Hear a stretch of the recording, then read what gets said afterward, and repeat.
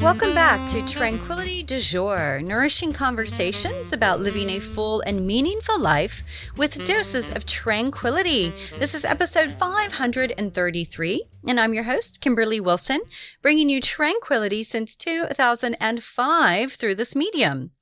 Today we are talking about breaking up the good girl myth. Like moving on from it. And so I'm chatting with Majo Molfino about her book, Break the Good Girl Myth. And you're going to learn the 5 self-sabotaging myths, how to recover from being the good girl, and design thinking tools to build your creative confidence and break from those myths. I think you're going to really enjoy today's episode.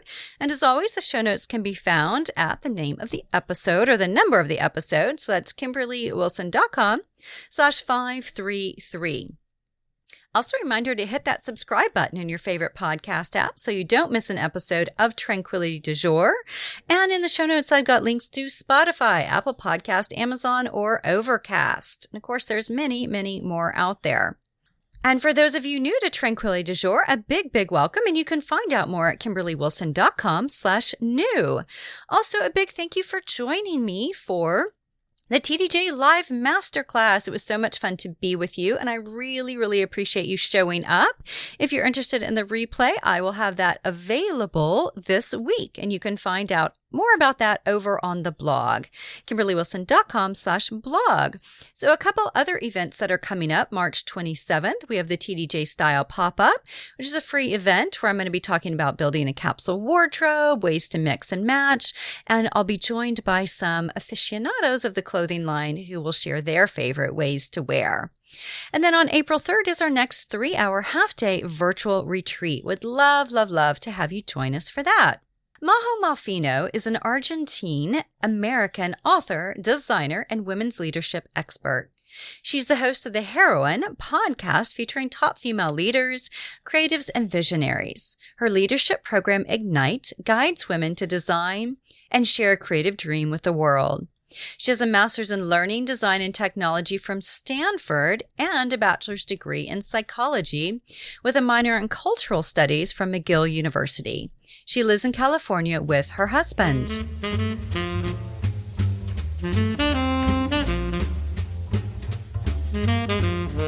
Welcome, Majo.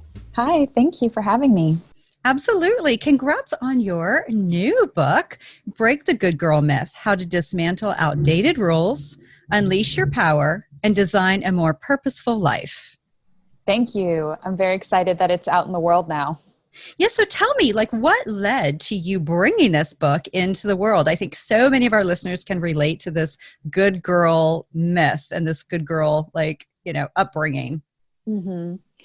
Yes. And working with women, I noticed that many of them wanted to be badasses and share their gifts, but continued to be stuck. And I became very curious about that. And it was also really painful for me to watch because so many women, as I'm sure you know, in your work and on the podcast have incredible contributions they can offer the world. And the world desperately needs our perspectives.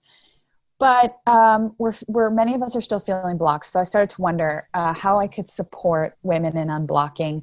And what I realized is many were experiencing the same blind spots. And a lot of it was under the surface. So subconscious habits they picked up as little girls, particularly between the ages of 0 to 18, that was really affecting their leadership today, which is how I developed the 5 good girl myths in the book, which are 5 core strategies for approval that women use that keep them stuck. Can you hear that? Mm-hmm. Oh my God. And just so you know, we could edit things out, but I'm like, oh my God, this is like a massive storm. Yeah. So with these myths, I'm curious how you were able to kind of narrow them down, right? Because you've got the myths of rules, perfection, logic, harmony, and sacrifice. And so how did you kind of because I'm sure you probably had a lot of them that you were coming up with, and then to narrow them down to these 5. Yes, such a great question about the process. I studied something called design thinking, I got my master's in learning, design, and technology. And one of the things we learn in the design process is there are phases to designing anything. And first phase is empathy, which is where you really listen to who you're designing a solution for. So that was me doing countless coaching sessions, and conversations with friends and family, and podcast interviewees and listeners. Once you deeply empathize with the person you're hoping to serve, you start to take all of that information together. And anyone who's done qualitative research might be familiar with this process. And you start to look for patterns and you start to code the data, quote unquote. And once you code the data, then you start to see large enough patterns that are interlinked, but what's called orthogonal, which means they're not the same thing. So that's how I started to come up with these 5 categories. And then I tested them again, because in the design thinking process, we have a phase called prototyping, which I talk about in the book as well. I prototyped these concepts with a lot of my clients just to make sure that they were distinct enough, yet interconnected, and that I really had something here to work with. Yeah, because I love that. I love the whole idea of design thinking. It's such a fascinating concept and so useful, right? And so as you think about this and you kind of pull these 5 myths together, I'd love to walk through them. Mm-hmm. And before we do, though, like this whole piece about what kind of good girl are you? So talk to us a little bit about how you came up with kind of this piece and how you encourage people to kind of assess themselves. So one of the things I lay out at the very beginning of the book is that as women, we're born into a cultural social system called the patriarchy. And this is a system that's been around for thousands of years that privileges men in invisible and visible ways over women and other genders. And so what I argue is that when you're born into any culture, that culture also exists within you. And so in the case of the good girl archetype, it's really what is born out of being in the patriarchy. And I define it as an armor or a mask, but also kind of a protective mechanism, a way that helps us feel safe and loved in the patriarchy because we're going along with the program, but it's ultimately disempowering to us. And so in chapter 3 of the book, I give you an assessment to better understand which of the 5 good girl myths are your most dominant. So which are the primary and secondary good girl myths that you've been operating under. So you can really start to focus your energy and attention. Do you find that most people gravitate towards one? Is there one that's more dominant than the others? You know, I have found across the board women who their primary myth is the myth of logic. Maybe they grew up in a family or school system that was very analytical. Then I have some who, if they grew up being the peacekeepers among their communities, they have the myth of harmony is very strong. And so honestly, it's been across the board. Perfection is my primary good girl myth. It's something that I grapple with all the time. And it's good for me to know that because I see it come up again and again.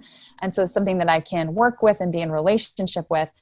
But actually, I haven't really seen that one good girl myth is like the leading contender. It's been pretty spread across the board.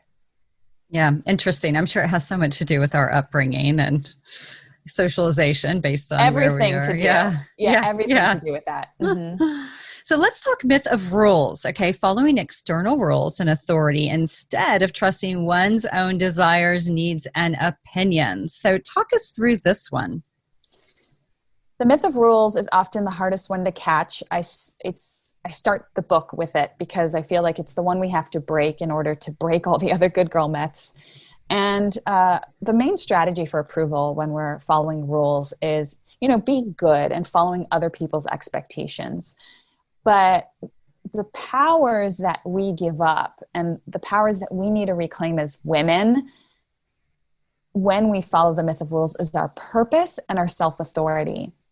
And so the one thing I talk about in this chapter is we're surrounded by invisible rules all the time. There are the obvious rules, right, that have very clear punishments. Like if I drive through a stop sign, I will get a ticket. You know, if I steal something, I will get arrested. Like there are a lot of very clear-cut rules, but what about those invisible rules that have been around since we were kids and that were part of the communities we grew up in, right? Think about all the rules in our family, all the rules in our religion, all the rules in our school, and all the rules and sort of norms that we get from music, media, film.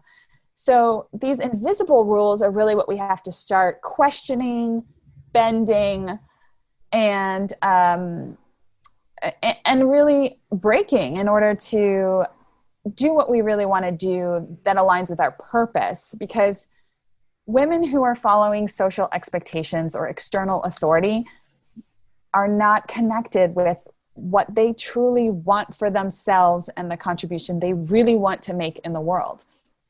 So purpose is a big piece of the focus in this chapter. Like, how do we get more clear about what we're really here to do?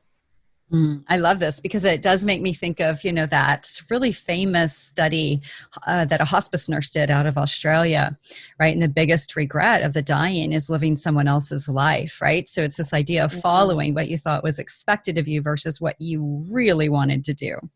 And so many get all the way up to their deathbed and realize that looking back. And what an opportunity to choose another path and another way, whether you're in your 30s, 40s, 50s, now's the time. So what about the myth of perfection? Okay, so you mentioned this was yours. Demanding perfection in ourselves and others instead of embracing mistakes and the reality of how things are. This is really for women who grew up being told, they're gifted and talented and special. And so they had this idea that they always had to perform, whether it's they have to perform at work, they have to perform as mothers, they have to perform, as whatever in their roles, in their relational roles. And so the pressure is really intense. The pressure we put on ourselves is very intense. Not only do we feel like we have to perform, it's almost like we have to look effortless while we're doing it, like we're not breaking a sweat. So,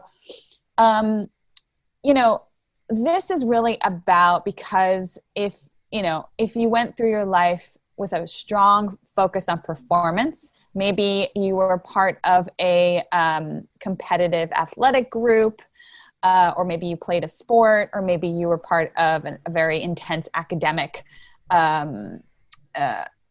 upbringing. The idea was that you had to be the best at everything and better than others, right?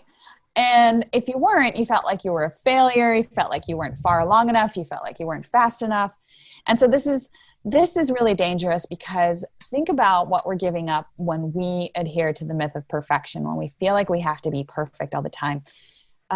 We are giving up on our authenticity and our vulnerability. So the myth of perfection is really about stripping away the pressures we put on ourselves so that we can really tune into what is really aligned for us. Getting clear on that. And you know what, as you're talking about this too, it just makes me think of the challenges of social media, right? With regard to perfection. And I'm wondering if you have any thoughts on that.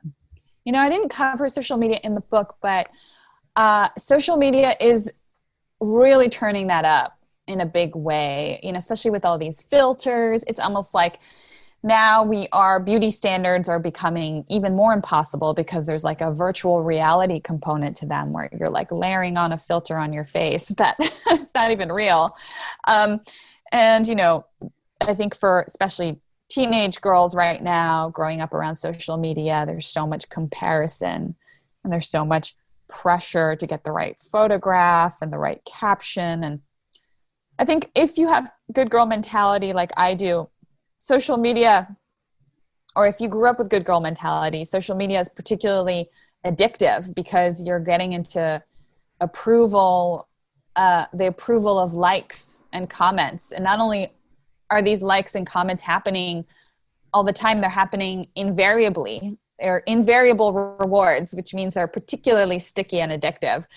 You don't know when you're going to get a notification, so you just keep going back into the app. So I think, I talk about this with being a good girl gives us benefits, and the benefits of that are approval and being liked. And there's nothing like getting a lot of likes and hearts to make us feel like, we're being accepted, right? So it's just good to notice that trap. And I'm a big proponent of boundaries with technology, boundaries with social, taking breaks, stepping away, especially if we want to do deep work. Right. It's kind of critical, which makes me think of Cal Newport's book, Deep Work, which you are probably familiar with. Yes, I love that book. Yeah, I love digital minimalism. I mean, oh my God, he's just a genius. But anyway, so the myth of logic is next, choosing logic over intuition in decision making. And I think women are so great with intuition. And so tell us a little bit about this. Yeah, so this sounds like, I better just it's best to follow my mind and intellect over my body and intuition. And the tendency here is, especially in our decision making, where we'll go with what feels smart and credible and what's the logical, reasonable thing to do versus what our intuition is telling us we need to do. And so the powers we're reclaiming here are intuition, imagination, and empathy as well, things that connect us to our hearts. And so the patriarchy really stokes logic in particularly the school system, right? Like even the workplace, like sciences and mathematics are on top. Arts, humanities, anything having to do with the imagination is on the bottom, both in school curricula, but also in funding and also in earnings, right? Like we earn more as an engineer and as a scientist than we do as an artist. And so, of course, we're going to be pushed towards those professions. So everything in our culture is sort of encouraging us to have this logic and be disconnected from our bodies and not really tap into this other form of intelligence we have that, you're right, is feminine. Right. And I think the interesting piece of you just noting, right, if you compare certain professions that are a little bit more clearly on the logical side, like an engineer or a scientist, versus say potentially a teacher or an artist, a designer. It is interesting, I think, just what is valued. And so it's interesting how that in turn shapes us. Mm-hmm. Absolutely. So next one, myth of harmony, seeking harmony instead of embracing the conflict and confrontation needed for change. This is such a challenge for people. As a therapist, I see this so much, the challenge of switching from passive to assertive communication. It is like you're asking them to walk into a battlefield. It's so Yeah. challenging. So talk about this. The main strategy for approval here is, being easy to get along with, being pleasant, being likable, and women are rewarded for that, and this manifests as silence, and silence is dangerous, particularly when we need to exert a boundary, when we need to say no, when we need to say that's not okay with us. So the powers we give up here are our voice and our truth. And so in the book, I give some tools and methods that I have found to be really effective in learning how to speak up, but also leave toxic relationships, because women, and I'm sure you've seen this as a therapist, women who have the good girl myth of harmony may end up in romantic relationships or work relationships that are toxic, maybe even semi-abusive. And so it's so important for us to learn how to use our voices and exert our will. And how do you encourage women to do that? Because boundaries, big. Yeah, in the book, I talk a lot about a few tools, particularly for speaking up. I go through what's called nonviolent communication, which has been a tool that's been around for many, many years, that I have found to be really effective because it's a framework, it's step by step, I break it down. And I give the example of one of my clients who is in a work meeting, and her coworker is presenting about bringing publications onto their platform, and he has this funny slide where he compares serious publications like the New York Times to a bunch of non-serious publications, which he called the Latino publications, like Latin Times. And because she was a Latina in the room, she felt particularly embarrassed by this presentation. Everybody laughed and thought it was funny, and she kept silent. And later in our coaching session, we were kind of going through, well, how did you feel as you thought about saying something? And she said, really nervous. And I invited her to come into her body, because I think mindfulness is a really powerful tool to helping us have more self-awareness. She said her heart was racing. She felt like there was a coal in her throat. And I asked her, what were you thinking? She said, I just don't want to seem difficult. I don't want to ruin everyone's good time. Maybe I'm making a big deal out of nothing. And so that's the thing. When we're under the spell of the myth of harmony, our number one fear is being judged, rejected, embarrassed. So NVC, I encouraged her to go into state the facts. What did she observe happened? State her feelings. How did she feel? So I go through and break down with this example of my client, Sandra, and how she dealt with giving feedback to Jason. And, I think that's a really big one. So NVC is one. And then the other one that I talk about is the debrief, which we learned from design. And this is something that I use a lot with my husband. And so whenever we're giving feedback on a creative project in the design thinking method, we have a very simple framework. So I go through it in the book. It's called I like, I wish, what if? And I like, we talk about what worked for us. I wish, what do we wish was different? And what if, being future looking, an idea of how you can improve the situation for next time. And what I argue is we don't need to just use the debrief in our professional lives. We can use it in our relationships with our partners, our kids, relationships with our friends. We can always debrief any situation, because I think the danger with the myth of harmony is you go through a shared experience together. For whatever reason, it doesn't feel good to you, or something happens, there are triggers. You stay silent and don't give feedback. And where does all of that go, right? It breeds resentment, bitterness, frustration, and it starts to erode the relationship. So this concept of relationship hygiene, you brush your teeth, you brush your hair, you need to brush your relationships with communication, constant communication.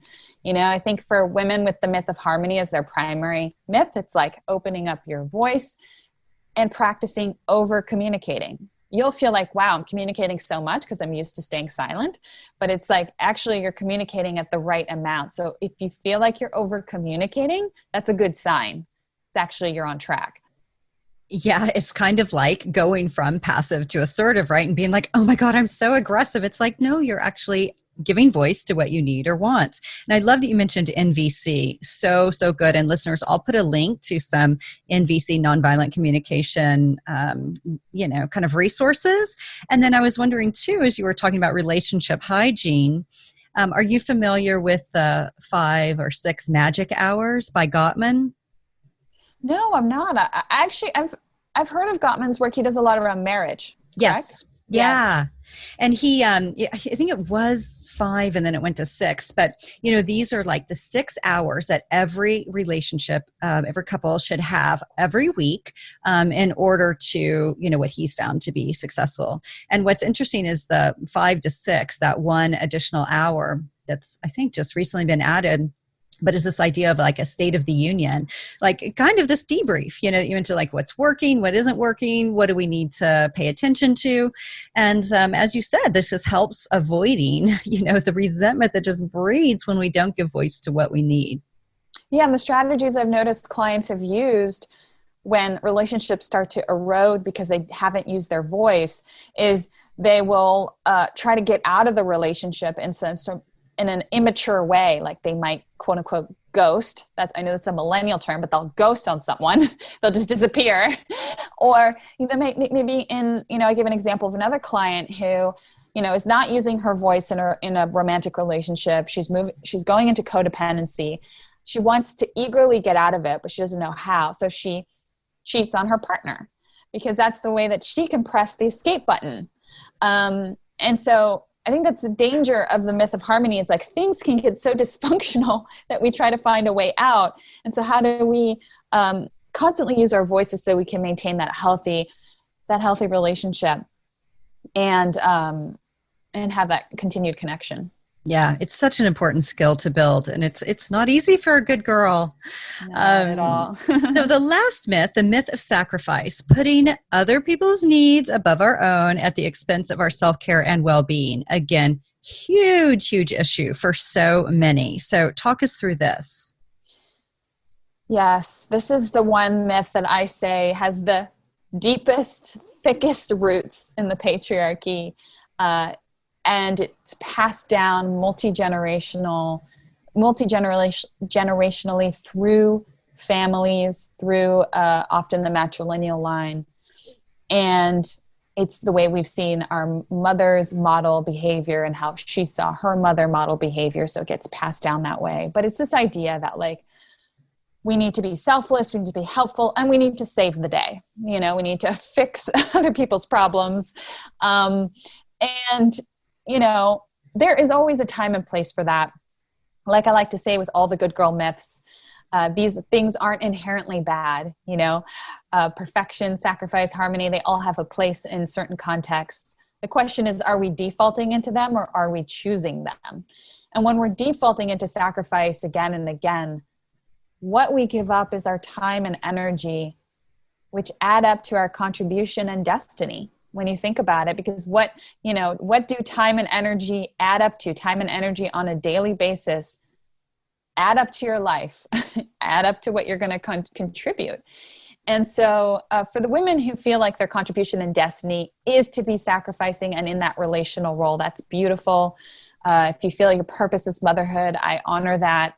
There's no judgment here for that. My only provocation is to really question, did I inherit that or am I truly consciously choosing it?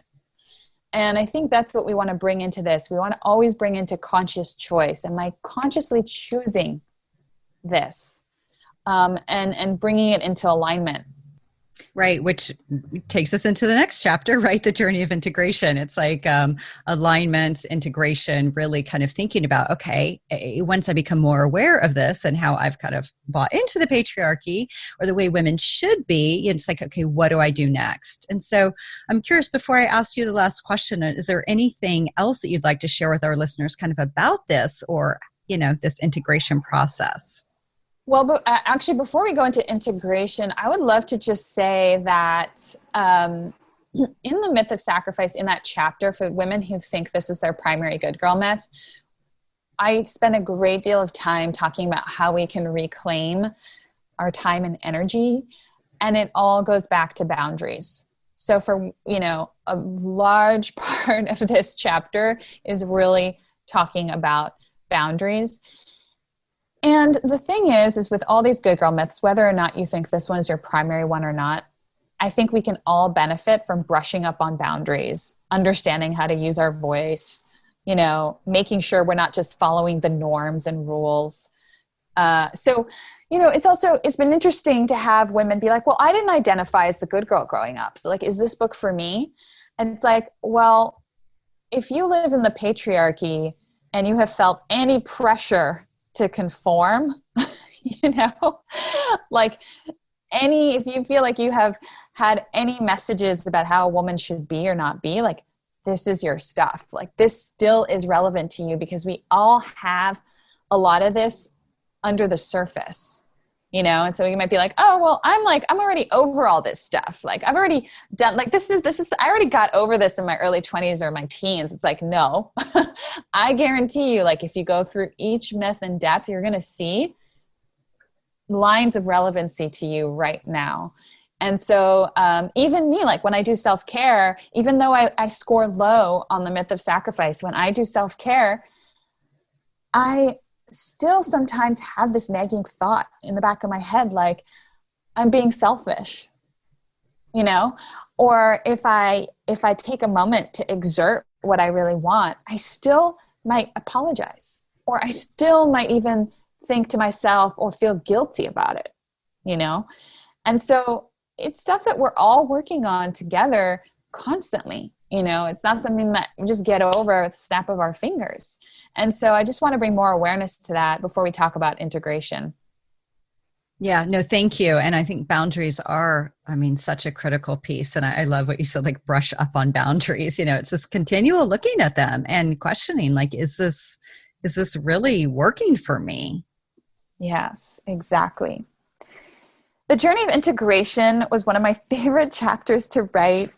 It was so amazing to look at what the good girl myths look like when they are integrated. So when we accept our good girl myths, they begin to alchemize from their negative shadow side into a positive light side. So we can consciously choose to draw on their superpowers in the right context. We have more range and freedom is the idea. So in the book, in this chapter, I go through the unique strengths of each myth. So highly recommend that you check that chapter out and dive deep into it. Yeah. And I think what's really great too is your, at the end, you also have like these self-care kind of rituals and, meditations and things that you can do kind of aligned with all of this. And because I think that these are really important and deep-rooted things for us to be looking at. Yes, the appendix and access to meditations. Throughout the book, I've peppered out access to 5 different meditations, including a death meditation, which is going to help you with the myth of rules, a self-compassion meditation, which helps with the myth of perfection, so emotional boundaries meditation for the myth of sacrifice. So different types of meditations are needed for different myths because you need a different sort of medicine for that particular tendency. And my last question for you is, the name of this podcast is Tranquility du Jour. So how do you find tranquility in your everyday? I love stepping outside and just closing my eyes in the sunlight. It's like such a nice little moment. I just like put my face towards the sun and close my eyes and take a deep breath. And it's so small and it only takes less than 5 seconds and it reconnects me to the present moment. Beautiful. Thank you so much. Thank you for having me. I really enjoyed this conversation.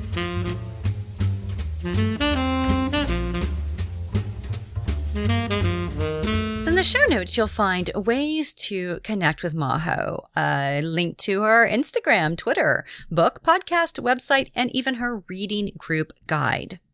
And let's stay connected. So if you head over to the TDJ, Tranquility du Jour Insiders Facebook group, would love to have you join us. I share resources, you'll get inspiration, make connections, and be part of the online book club. And we're reading a really fabulous book right now. You'll find it in the pinned post over there.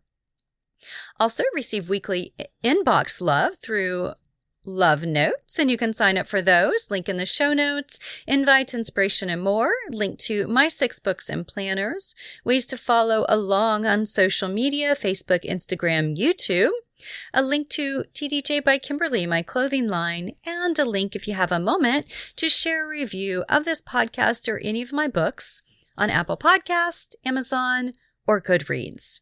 So thanks as always for tuning in. I wish you a wonderful, delightful, delicious week ahead. Namaste.